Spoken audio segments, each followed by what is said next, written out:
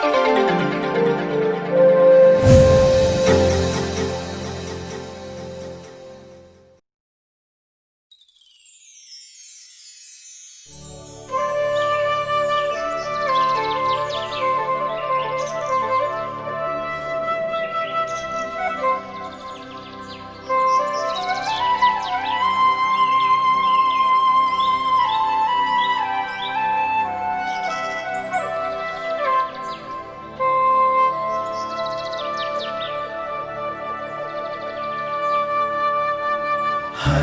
घर में ईश वचन, सत्य वचन, जीवन वचन। हर घर में ईश वचन, हर घर में ईश वचन। प्रभु आप लोगों के साथ हो और आपके साथ भी। संत लूकस के अनुसार पवित्र सुसमाचार अध्याय 9 पद संख्या 18 से लेकर 22 तक।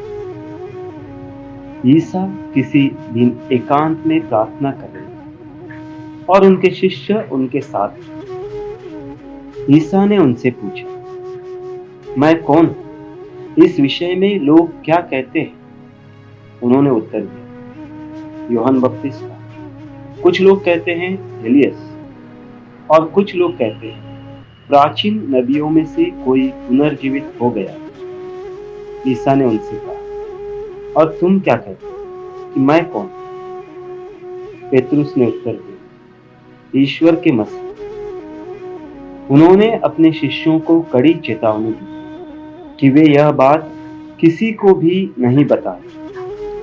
उन्होंने अपने शिष्यों से कहा, मानव पुत्र को बहुत दुख उठाना होगा, नेताओं, महायाजकों और शास्त्रियों द्वारा ठुकराया जाना, मार डाल जाना और तीसरे दिन जी उठना होगा। यह प्रभु यीशु का पवित्र सुसमाचार है। क्रिस्त प्रभु की जय। प्रभु यीशु क्रिस्त ने मेरे प्यारे भाइयों और बहनों, आज हम सुसमाचार में प्रभु यीशु के द्वारा किए हुए उस सवाल पर चिंतन कर रहे हैं, जहां प्रभु पूछते हैं, तुम क्या कहते हो कि मैं कौन?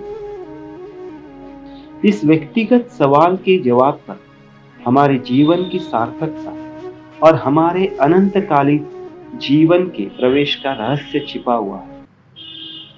प्रभु अपने शिष्यों से लोग उनके बारे में क्या कहते हैं ये जानने हेतु सवाल करते हैं। कितने ही धर्मात्मा एवं नबियों के नाम से प्रभु के नाम को जोड़ा जाता है। आज भी प्रभु यीशु को लोग भला इंसान, इंसानियत की मिसाल, धर्मात्मा, महान नबी, चमत्कारी बाबा, संत, मुनि, भगवान आदि के नाम से जानते हैं। किंतु प्रभु अब अपने शिष्यों के विचार जानने हेतु सवाल करते हैं, तुम क्या सोचते हो कि मैं कौन? पेतरुस जवाब में कहते हैं, आप ईश्वर के मसीहा हैं। इसी वाक्य को हम मत्ती रचित सुसमाचार अध्याय 16 पद संख्या 16 में विस्तृत रीति से पाते हैं। आप मसीह हैं, आप जीवंत ईश्वर के पुत्र हैं। मैं कौन हूं? यह प्रभु का सवाल वहीं खत्म नहीं होता, और न ही प्रभु चाहते हैं कि हम यूं ही दूसरों के जवाबों को दोहराने वाले कमजोर विश्वासी बने, बल्कि वह चाहते हैं कि हमारे व्यक्तिगत जीवन के अनुभव से हम जान जाएं कि मेरे लिए प्रभु कौन है। इस सवाल की गंभीरता को जानने के लिए आइए हम हमारे रोजमर्रा के जीवन पर नजर डालें। इसलिए मुझे यह जानना जरूरी है कि मेरे जीवन में एवं परिवार में मेरे प्रभु का स्थान कहाँ और कौन सा है। टीवी, मोबाइल, रिश्तेदार, मित्र, दिन भर का काम, बच्चों की पढ़ाई, क्या इन सबसे पहले या बाद?